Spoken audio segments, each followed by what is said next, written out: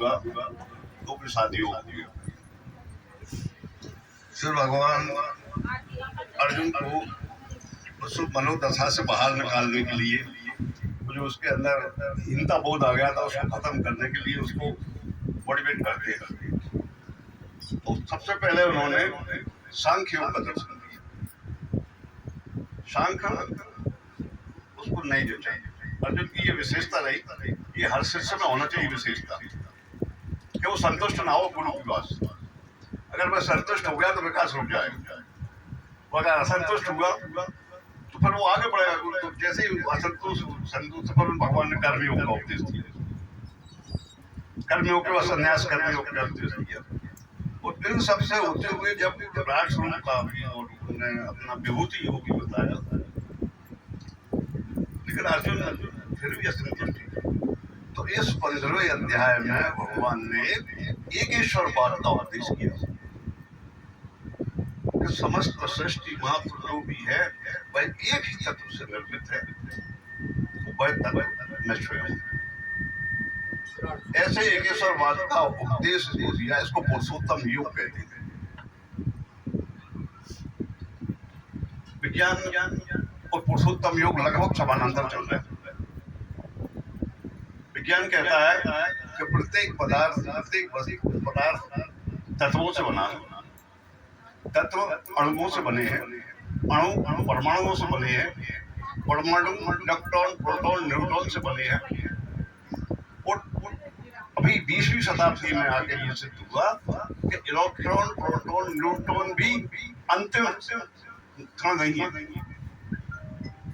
अब और आगे जब खोजी तो जो अगला स्टेज आई तो उसको कोई नाम नहीं था, शब्दकोश में उसके लिए कोई शब्द नहीं था, तो उसको शब्द दिया क्वांटम। क्या अब तो क्वांटम फिजिक्स नाम तो बहुत बड़ी ब्रांच बन गई है, तो बहुत लोग उस पर कर रहे हैं और वो सीधे अध्यात्म में प्रवेश कर रहे हैं कि जैसे ही ये क्वांटा क्वालिफाई हुआ तो बर्नार्ड शॉ ने कहा कि जो एक आकाश सत्य तमाम तक कहते आ रहे थे पदार्थ नष्ट नहीं होता, लेकिन अब पदार्थ नष्ट हो गया। जब क्वांटा की परिभाषा के लिए बात आई तो उन्होंने क्वांटा की परिभाषा दी कि ये बंडल्स ऑफ एनर्जी है। क्या है?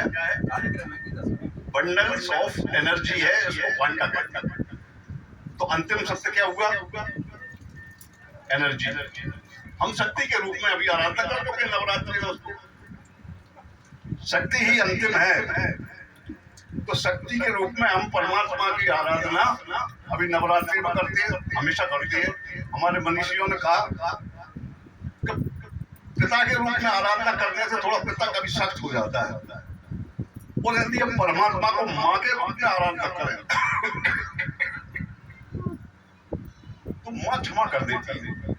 मान लो पुत्र गंदा भी है, दूध दूसरे नल मूत्र में लिपटा है, माँ उसको उठा के गले से लगा देती है, पिता ऐसा नहीं करता।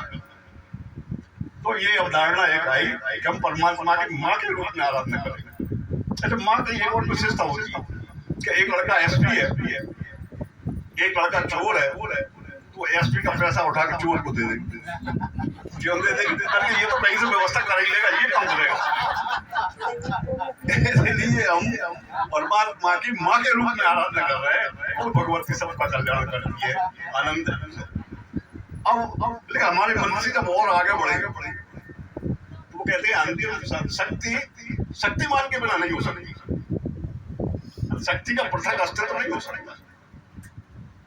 शक्ति शक्तिमान से ही हो सकती है, तो वह शक्तिमान ही पुरुषोत्तम है, जिसको भगवान ने इस अध्याय में सिद्ध किया है। वह पुरुषोत्तम वह शक्तिमान ही है जिससे ये शक्ति प्रकट हुई है, सृष्टि रचना जिसने की है। आदि शक्ति कई जगहों पर आया, सोई अवतर है मोरी है माया।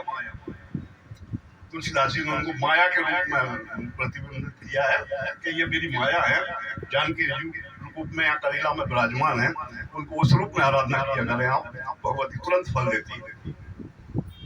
तो वह आदि शक्ति की सृष्टि रचना है, और जो पुरुष है या जिसको हम शक्तिमान कहेंगे, वह शक्तिमान से वह प्रकट है। और हम जिस संप्रदाय को माने, हम जिस फिलॉसफी को जी रहे हैं, वह ये कहती है कि वो दो नहीं है। इसलिए हमारे इस धर्म को कहते हैं अद्वैत है। तो तो पर ये शक्ति और शक्तिमान नहीं, जो सक्रिय रूप है उस शक्तिमान का वह शक्ति है, जो निष्क्रिय रूप है वह शक्तिमान। तो सक्रिय रूप जिसने सृष्टि की रचना की वह शक्ति है, वह शक्तिमान है। शक्ति शक्तिमान से आती है, वो शक्ति शक्तिमान से पृथक नहीं हो सकती है। ये दो सिद्धांत है, भगवान यही बता रहे हैं कि इन सब में मैं ही हूँ। वह आदि शक्ति, वह एनर्जी ही सब जगह उन्होंने नाम लेके बताया कि ये भी मैं हूँ, ये भी मैं हूँ, ये, और वह पुरुषोत्तम योग ही, ये पुरुषोत्तम योग के रूप में हमें बताया है कि भगवान ने सर्व केवल एक ही देव, एक ही वस्तु है जो सर्वत्र व्याप्त है, वह मैं परमात्मा हूँ। अब इसका फल क्या होता है इसको सुनने का? लक्ष्मी जी ने पूछा, हम सब शयन कर रहे थे कि आप सोते ही रहते हैं, आप इतनी बड़ी जिम्मेदारी है सृष्टि की रक्षा करने की, आप योग माया में सोते ही रहते कि नहीं? मैं सोता नहीं, मैं अपने पुरुषोत्तम योग नामक अध्याय में चिंतन करता रहता हूँ सदैव। माने भगवान इस अध्याय में विराजमान रहते हैं हमेशा।